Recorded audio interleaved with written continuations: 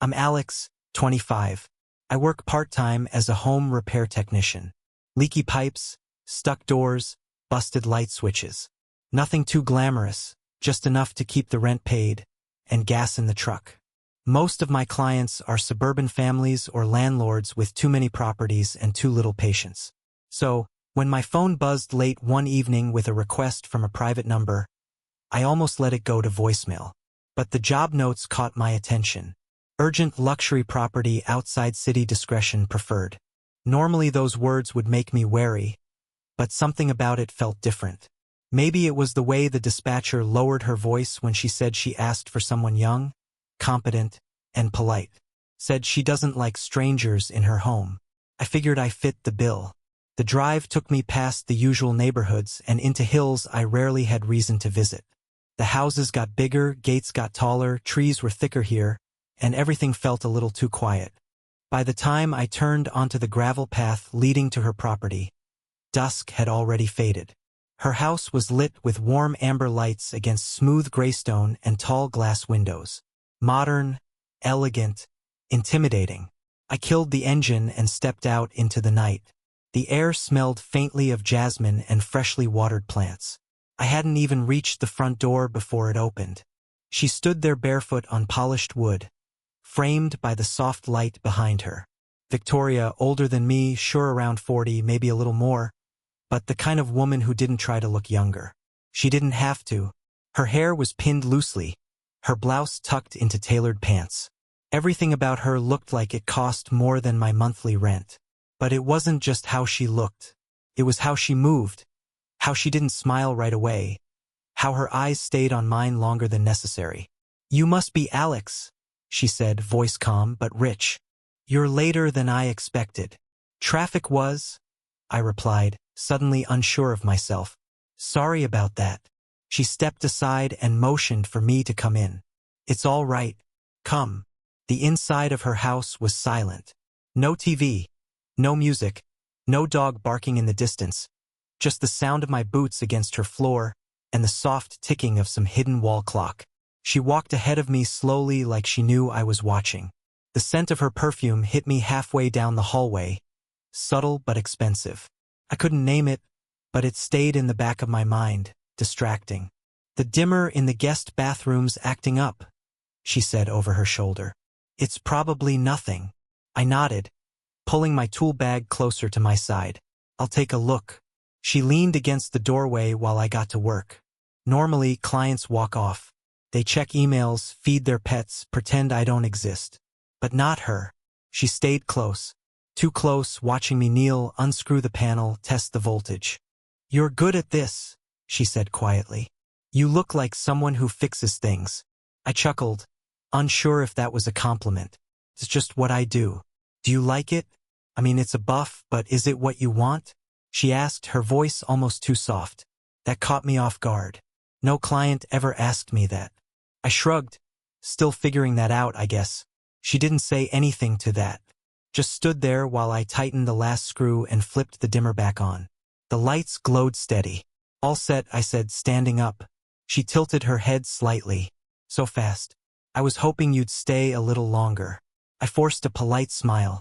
"If there's anything else broken, I can take a quick look." "Not broken," she said, her eyes narrowing slightly. "Just quiet here." That silence hung between us. Heavy, not awkward exactly, just loaded with something I couldn't name. She didn't offer me a check, didn't mention payment, just thanked me and walked me to the door.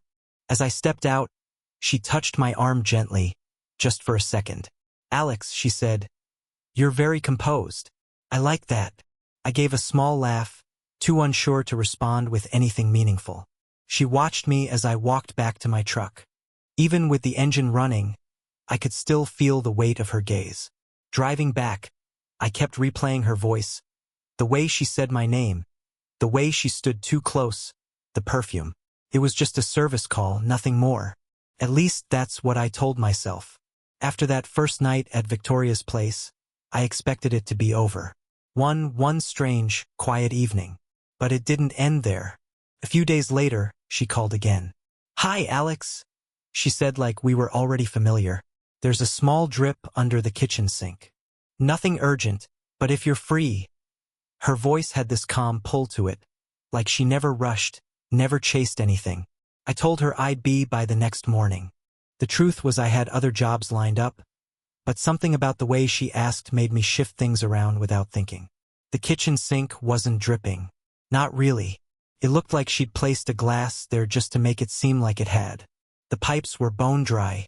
Still, I crouched down, tool bag open, pretending to diagnose an invisible issue. She stood nearby again, barefoot, mug in hand, dressed like she was halfway to yoga and halfway to a photo shoot. Not in a try-hard way, just effortless. "I hope I'm not keeping you from more important things," she said casually. "Not at all," I lied. She leaned on the counter beside me. "I liked having you here last time." I glanced up briefly and caught her looking. Not at what I was fixing, at me. After a few more moments, she asked if I wanted coffee. It was barely mid-morning, so I said, "Sure." She handed me a cup that looked like it belonged in some interior design magazine and sat across from me at the table while I pretended to tinker with my phone. "Do you always keep things so professional?" she asked suddenly, the edge of a smile pulling at her lips. I wasn't sure how to answer that. I mean, it's a job. I try to do it right. She tilted her head slightly. "But you're not just about the job, are you?" I laughed lightly, mostly to buy time. "I don't know what you mean." Her smile deepened just enough to suggest she did. After that, it became a pattern. Every couple of days, she'd find something else that needed fixing. A bulb flickering in the hallway, a door hinge squeaking, a drawer sticking a little. All things she probably could have handled herself or hired someone else for. But every time she called me, every time she offered coffee or wine, every time she watched, our conversations drifted more into personal territory. She asked about my family, if I was seeing anyone, if I always looked so serious when I worked.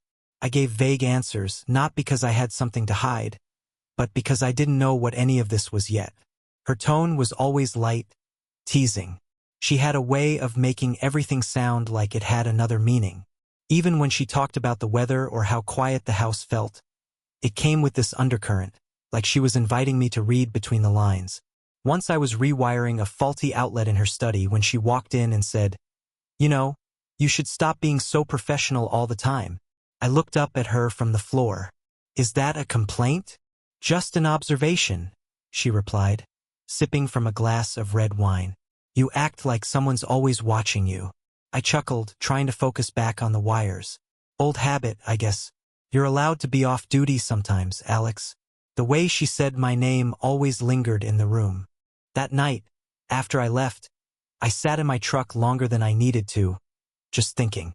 The job was done in under an hour, but it stayed with me like I'd been there all day. Her perfume, the wine glass, that smirk when she said I was too professional. I kept hearing her voice in my head, seeing her expression when she tilted her head and looked at me like she already knew what I was feeling. That night, lying in bed, I tried to distract myself with my phone, music, anything, but my thoughts kept circling back to her. Victoria, her eyes, her laugh, the way she always stood just close enough to make it hard to ignore the space between us. I told myself nothing was happening, just tension in the air, just imagination. But when she texted me the next morning, I think the thermostat's acting up. "Can you stop by?" I didn't even hesitate before replying, "Sure." The next time Victoria called, it wasn't about anything broken. I was just about to head home after a long day when my phone buzzed.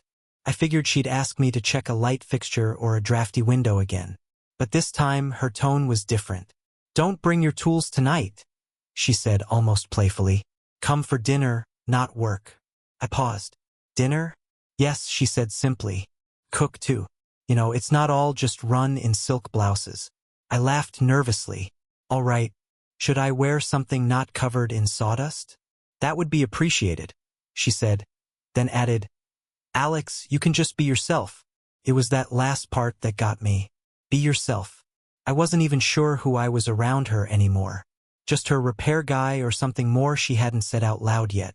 I showered, shaved, threw on a clean shirt, and second-guessed the whole thing the entire drive there. It didn't feel like a date, but it didn't feel like it wasn't either. Her house looked the same from the outside. Quiet, elegant, slightly intimidating. But as soon as she opened the door, everything felt warmer. She wasn't dressed like usual. No sleek blouse or structured pants, just a soft dark sweater that slipped off one shoulder and loose linen pants that swayed slightly as she walked. She was barefoot again, her hair down, no makeup, or at least none that looked obvious. "You're right on time," she said, giving me a small smile. I liked that. Inside, the table was already set. 2 plates, a bottle of red wine uncorked, candles flickering low in tall holders, soft jazz played from somewhere hidden. It was intimate without trying too hard, like she'd done this 100 times, but still cared about every detail. We ate slowly. Pasta with grilled vegetables, warm bread, some kind of sauce I couldn't name, but definitely had cream in it. She poured the wine herself and leaned in just enough to brush my hand when she set the glass down. Conversation started light. Food, weather, the weird kinds of clients I'd met over the years. Then it shifted. She told me she'd been married once for nearly a decade. It ended quietly, she said, swirling her wine. Not with a bang, just silence. He stopped seeing me. I stopped caring. I didn't know what to say, so I just listened.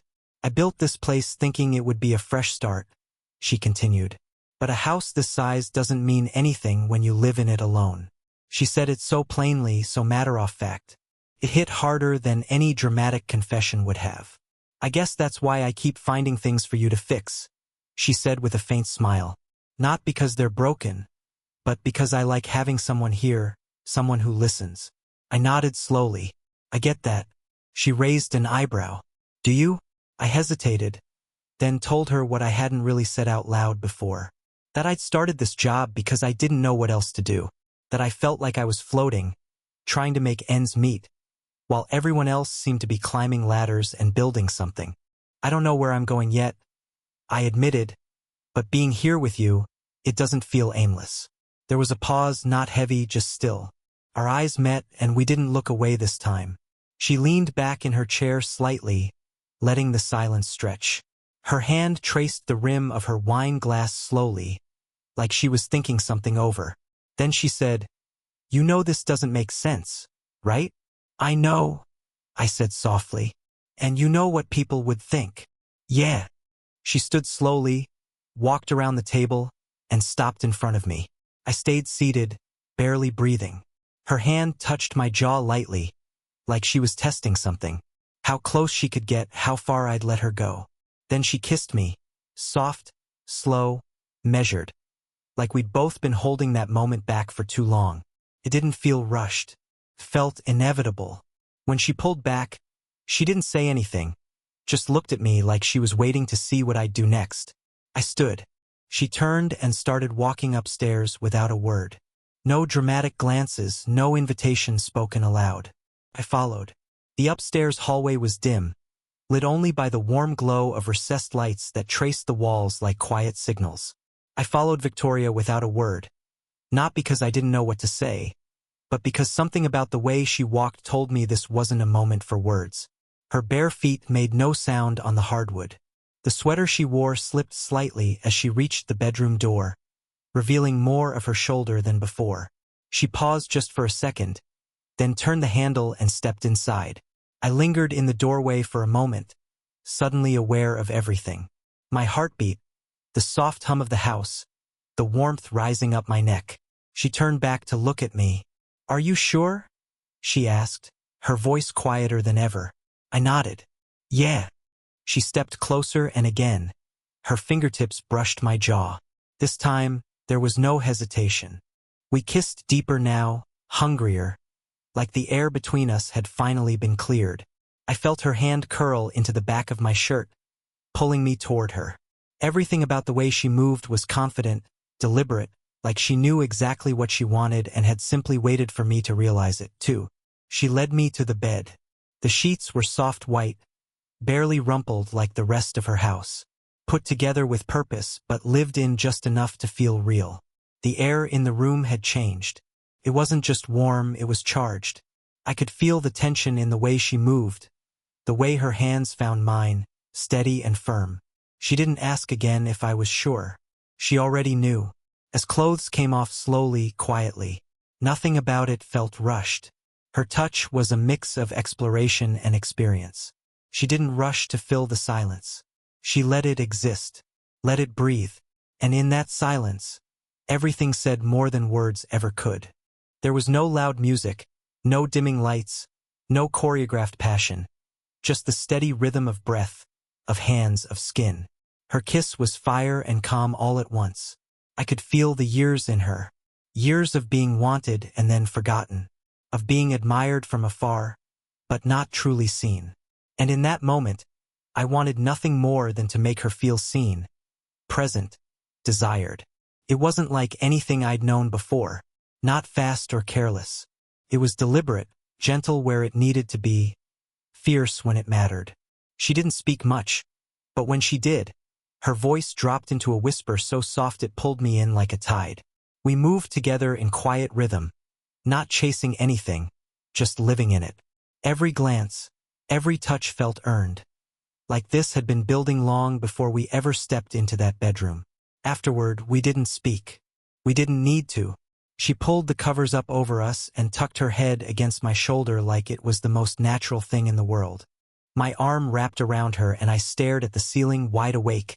Her breathing slowed. I felt the rise and fall of her chest against me, the faint scent of her still clinging to my skin. The world outside her bedroom disappeared. No quiet bomb, no city, no gap in age or reason or logic, just the quiet of that room, the softness of her hand resting lightly against my side. At some point, I must have drifted off too, because when I woke up, it was still dark outside, but everything felt different. I looked at her, sleeping beside me, calm, peaceful, a faint smile on her lips, like whatever haunted her before had taken the night off. And I felt it, not regret or confusion, just this quiet shift inside me, like a line had been crossed and there was no going back, like I'd stepped into something I didn't fully understand, but didn't want to leave. My phone buzzed quietly from inside my jeans on the floor, but I didn't move. She stirred slightly, curling closer without waking, and I closed my eyes again, letting the silence take me under. That night hadn't been a mistake. It was a beginning.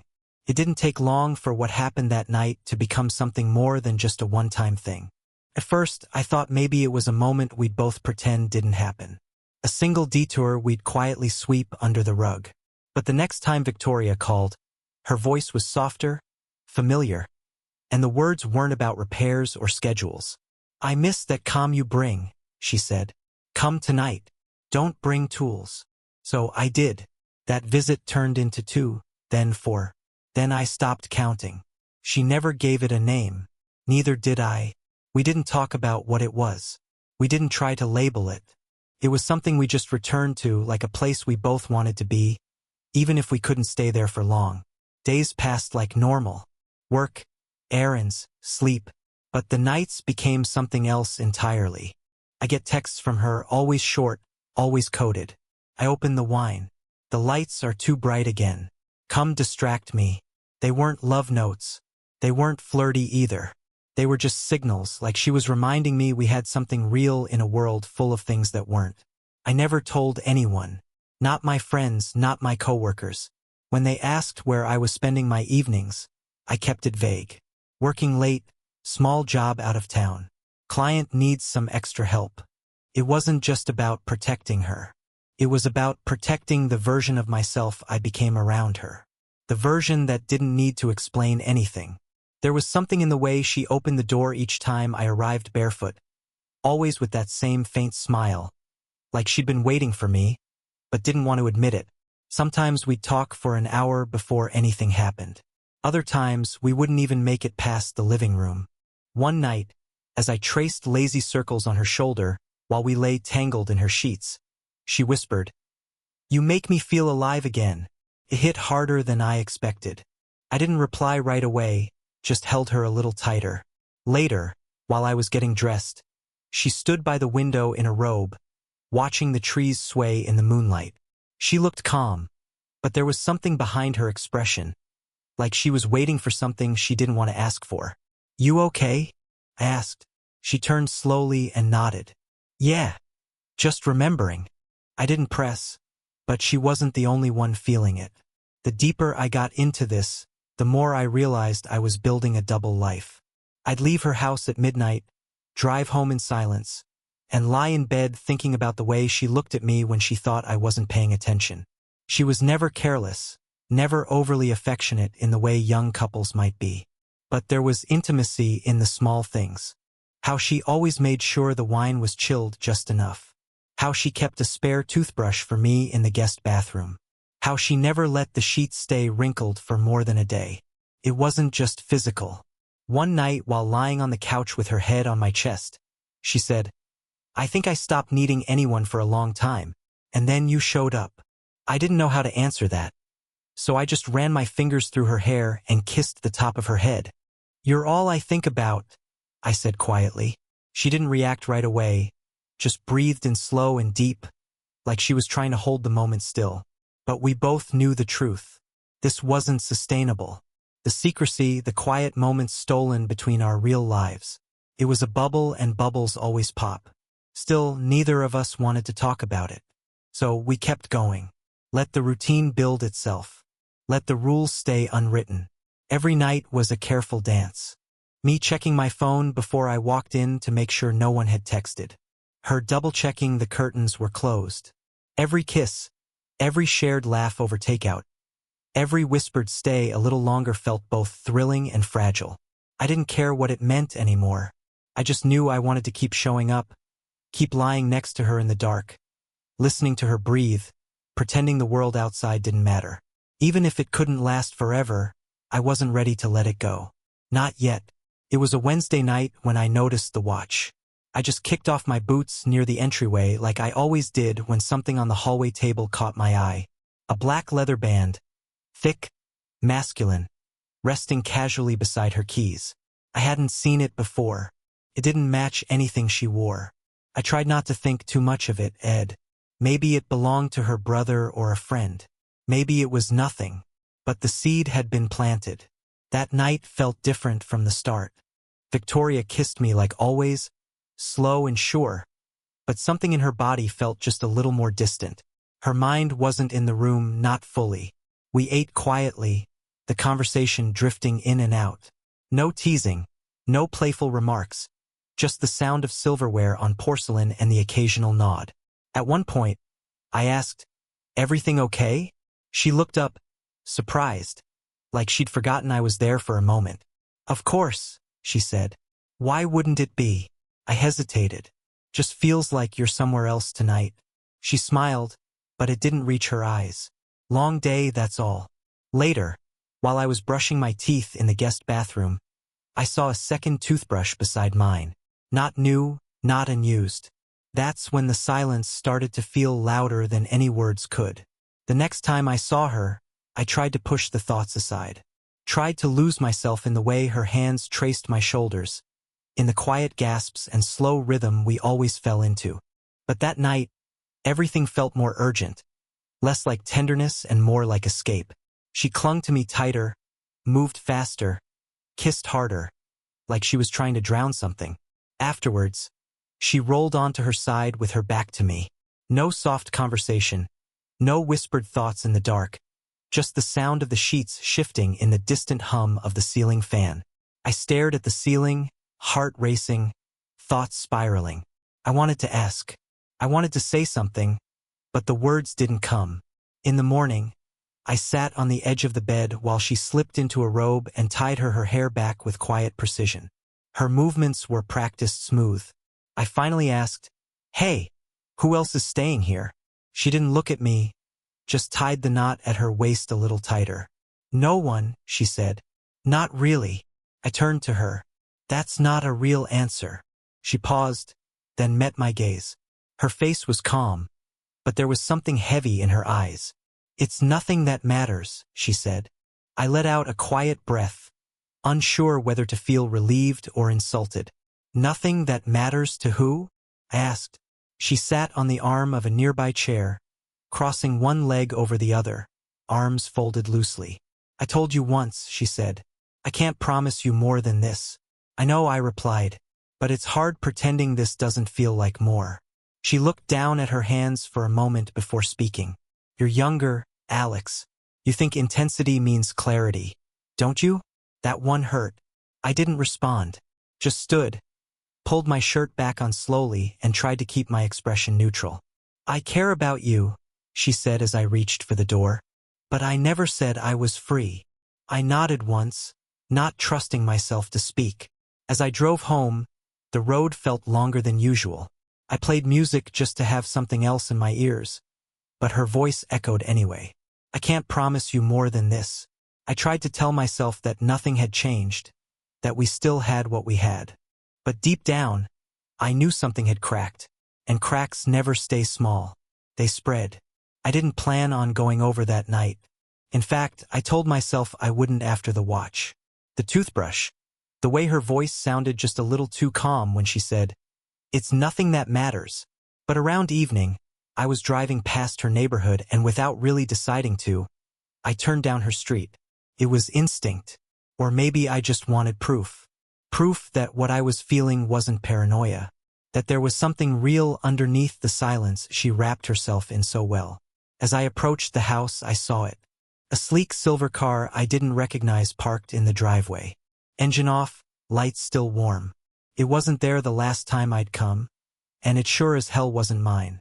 I pulled over across the street and sat in my truck for a moment, heart pounding. My hands tightened on the wheel, but I didn't move. Then I saw it. Her silhouette behind the tall glass window near the stairs, and another one. A man's taller, moving easily in her space, laughing. I couldn't hear them, of course, but I didn't need to. I stepped out of the truck, walked up the driveway like I had 100 times before. Except this time my chest was tight, my steps unsure, my mind already spinning. I knocked. The door opened after a few seconds. She stood there wearing something casual, but her posture was stiff. She didn't smile. "Alex," she said, her voice flat. "You shouldn't be here." Behind her, I heard the muffled sound of a man's voice calling her name. Not distant, not formal, familiar. She didn't step aside, didn't invite me in. She just looked at me like I'd interrupted something sacred. I opened my mouth, but no words came. I glanced past her shoulder. The man walked into view briefly, well-dressed, mid-40s, holding a glass of wine, like he belonged there. And maybe he did.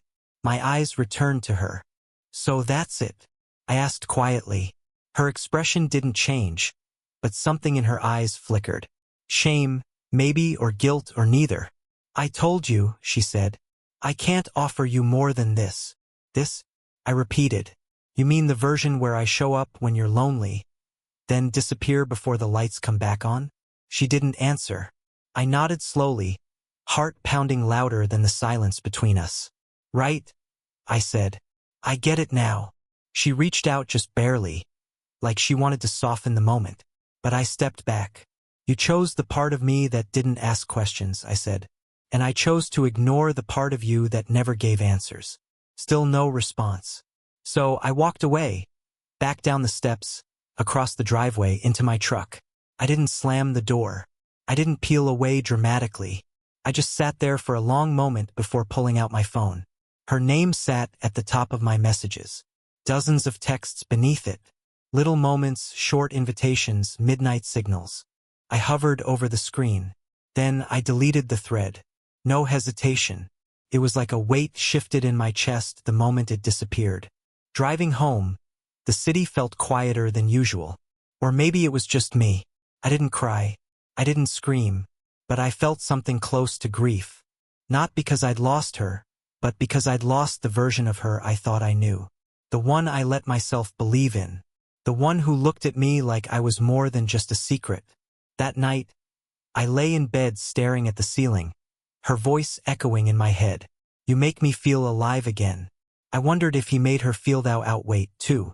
But I didn't let that thought live long because for the first time since this all started, I wasn't waiting for her text.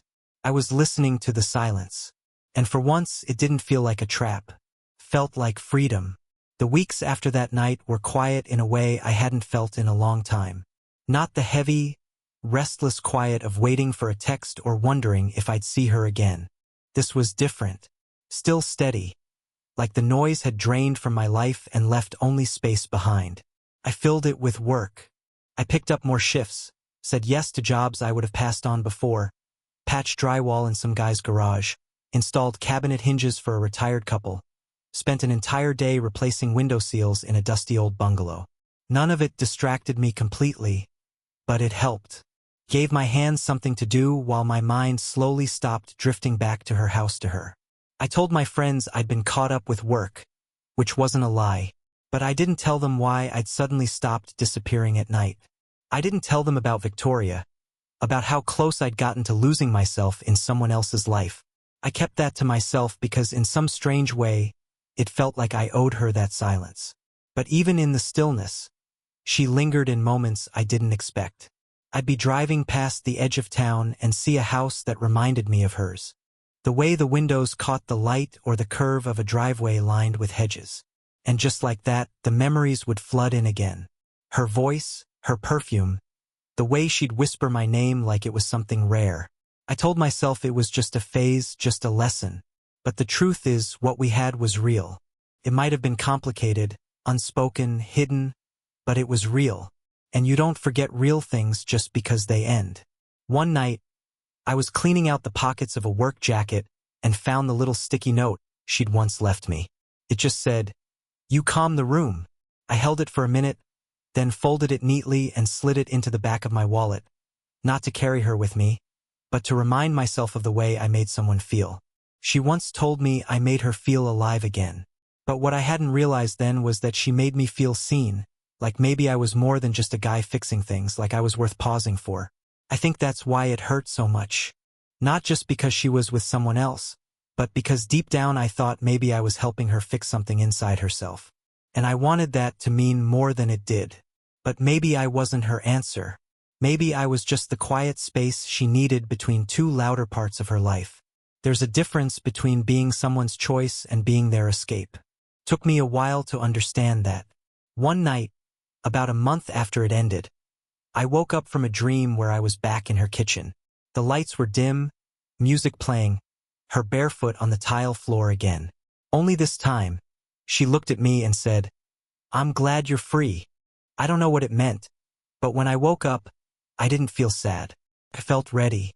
I started spending more time with the people I'd neglected, grabbing beers after work, actually answering texts, going on dates I used to dodge with lazy excuses.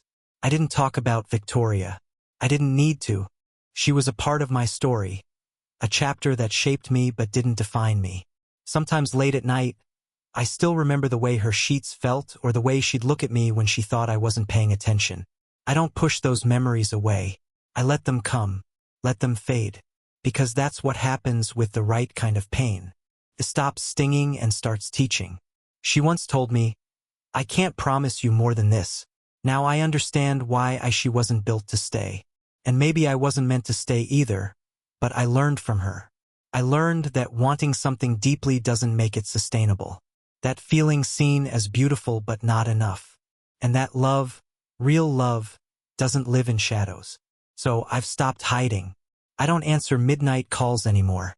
I don't pretend casual texts don't carry weight. I don't fall into the role of someone's secret. I'm not a placeholder. I'm not a pause. I'm someone who deserves to be part of the whole story, not just the parts that fit between someone else's rules. And when I finally let that truth settle inside me, I felt something I hadn't in a long time. The story of Alex and Victoria is a poignant exploration of love's fleeting beauty and the painful clarity that comes with recognizing one's worth. Alex, a 25-year-old repair technician, is drawn into Victoria's elegant, guarded world. A woman in her 40s whose quiet invitations and lingering glances pull him into a fragile, intoxicating connection. Their late-night dinners and whispered moments create a bubble of intimacy. But the discovery of another man shatters Alex's illusion of exclusivity, teaching him a heart-wrenching lesson. True love cannot thrive in secrecy or half-truths. Victoria's words, "You make me feel alive again," lose their weight when Alex realizes he was not her only escape from loneliness. This betrayal, though quiet, forces him to confront the difference between being someone's choice and merely their temporary solace. His journey from heartbreak to self-realization is deeply emotional, reminding us that real love demands openness, not shadows. Alex's decision to walk away, to delete her messages and embrace the silence, underscores the courage it takes to choose oneself over a love that doesn't fully reciprocate. This story urges us to value our own worth, to seek relationships that honor us wholly, and to let go of connections that diminish us, no matter how intense they feel. It's a call to embrace the freedom that comes with knowing we deserve more than being someone's pause. If Alex's journey from love to self-discovery touched your heart, share your thoughts in the comments. Have you ever had to walk away from a love that wasn't fully yours? Hit the like button if the story resonated, and then the end. Subscribe for more narratives that explore the raw beauty of human connection. Join our community to keep these stories alive.